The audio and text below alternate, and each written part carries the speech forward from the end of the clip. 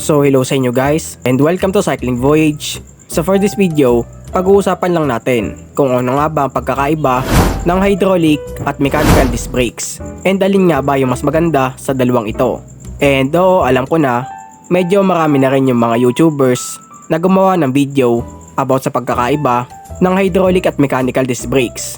Pero hayaan nyo guys na ibigay ko sa inyo yung aking side tungkol sa pagkakaiba ng dalawang preno na ito. Pero bago tayo magsimula, kung hindi ka pa nakaka-subscribe dito sa ating channel, pindutin nyo lang ang subscribe button nyo sa baba, pati na rin yung notification bell para lagi kayong updated kapag may lalabas akong panibagong video. And pakipindot na rin yung like button kung sakaling nagustuhan mo at nakatulong itong video. Disc brakes. Ito na yung pinaka-common ngayon na preno sa mga mountain bikes sa panahon ngayon. And even sa mga road bikes, nag-e-exist na rin yung mga disc brakes. Dahil higit na mas maganda yung braking power nito kumpara sa mga rim brakes. Pero hindi lang yon. Meron ding dalawang klase ang disc brakes. At yan ay ang mechanical at hydraulic disc brakes. Pero bago natin i-discuss kung alin nga ba yung mas maganda sa dalawa, tignan muna natin yung kanilang pagkakaiba pagdating sa itsura. So unahin muna natin itong sa mechanical. So para malaman natin na mechanical yung isang disc brakes, kapag nakita nyo yung cable dyan, automatic mechanical yan. Dahil sa mga mechanical disc brakes, cable yung mismong pinakamekanismo para makapagpreno. And dito sa mechanical, kapag pinindot mo yung inyong brake lever, itutulak ng piston sa loob yung brake pads para ipitin yung rotor, dahilan upang tumigil ang inyong bike. Ganito naman yung itsura ng hydraulic brakes. Kung mapapansin nyo, wala kayong makikitang cable miskisa dito sa kanyang caliper. Dahil ang nasa pinakaloob ng caliper ng hydraulic brakes ay fluid or mineral oil. Now, kung nagmumotor ka at pamilyar ka sa mekanismo ng disc brakes ng mga motor, I think alam mo na kung paano ito nagwo-work. So itong mechanical disc brakes, madalas mo ito makikita sa mga budget bikes, lalong-lalo na yung mga nasa price point na 5,000 hanggang 10,000 pesos. Tapos yung mga hydraulic brakes naman, madalas natin ito makikita sa mga entry level hanggang high-end na bike. Although nung wala pang pandemya, kahit yung mga nasa below 10,000 pesos na mountain bike is naka-hydraulic brakes na rin. So ngayon, pag-uusapan na natin kung ano nga bang advantage at disadvantage ng mechanical at hydraulic brakes. So simulan muna natin sa advantage ng mechanical disc brakes. So pinakaunang advantage ng mechanical compare sa hydraulic is mas mura ito. Dahil sa halagang 400 pesos, makakabili ka na ng caliper brakes na mechanical disc brakes. And pares na yon. And pangalawa, mas reliable. Dahil sa pag-aayos kasi ng mechanical disc brakes, isang allen key lang naman yung kakailanganin mo para maayos mo yung mechanical disc brakes mo. Napaka-portable kasi ng mga allen key. Kahit saan madadala mo yan. Kaya kahit saan ka man masiraan ng preno, kahit nasa gubat ka pa, kayang-kaya mo pa rin gawin yung mechanical disc brakes. Ibang usapan na nga lang kung maputol yung cable. And pangatlo, mas madali siya gawin. And since cable nga lang yung pinakamekanismo ng isang mechanical disc brakes, patono-tono na lang yung pwede mong gawin dito hanggang sa maayos mo yung preno.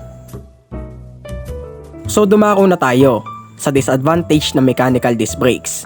So unang-una na nga dyan is mas mahina yung kanyang braking power compare sa hydraulic. Although hindi naman siya umaabot sa point na hindi na siya gumagana, pero hindi siya kasi kagaya ng hydraulic brakes na isang pindot mo lang do sa brake lever is titigil agad yung bike. So hindi ganon yung mechanical disc brakes. And hindi ito maganda, lalong-lalo na kung nandun ka sa sitwasyon na malapit ka na mabangga. So number 2, hindi maganda yung kanyang handling.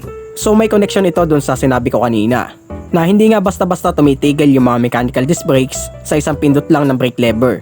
And since ganun nga yung nangyayari, kailangan tuloy sa lahat ng oras ay nakapatong yung 4 mong daliri doon sa brake levers. Kaya hindi na nagiging maganda yung handling mo sa manibela dahil 70% ng kamay mo ay nakafocus na sa brake lever. So dumako na tayo sa advantage ng hydraulic disc brakes. So pinakaunang advantage nito is mas malakas yung kanyang braking power compare sa mechanical disc brakes. Sa pangalawang advantage, mas maganda yung handling mo sa manibela. So yun nga gaya nung nasabi ko kanina, na kahit isa or dalawang daliri lang yung gamitin mo pang pindot doon sa brake levers ng hydraulic brakes is kaya na nito pahintuin yung isang bike. So dumako na tayo sa disadvantage ng hydraulic disc brakes. So unang disadvantage niya is mas mahal ito compare sa mechanical. Dahil sa mga hydraulic brakes, magsisimula yung presyo ng hydraulic brakes sa 1,000 pesos. And sa panahon ng pandemya, hindi pa magandang klaseng hydraulic brakes yung mabibili mo doon. And so far, ang pinakamurang hydraulic brakes na masasabi nating may quality is yung Shimano MT200 na hydraulic brakes. So pangalawang disadvantage, hindi siya reliable. So yung mga hydraulic brakes, masisira yan kapag nag-leak yung fluid sa loob. And ang tools kasi na ginagamit para malagyan mo ng fluid yung loob ng brakes is yung tinatawag natin na bleeding kit. Pero kaya ko siya hindi nasabing reliable is masyado silang marami para dalhin sa ride. So yun, nalaman nyo na yung advantage at disadvantage ng dalawang preno na ito. And kung mapapansin nyo na kung ano yung advantage ng isa, yun naman yung disadvantage ng isa. Pero syempre, mas mahalaga yung advantage ng hydraulic disc brakes. Dahil unang-una pa lang yung braking power, napaka-importante talaga niya sa isang preno. Dahil yan yung magsasalba ng buhay natin kapag tayo ay nasa daan. So yun lang muna at salamat sa panonood.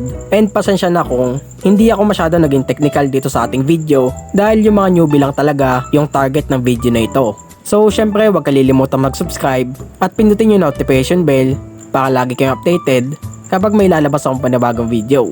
So yun lang muna, hanggang doon na lang. This is Cycling Voyage. Goodbye.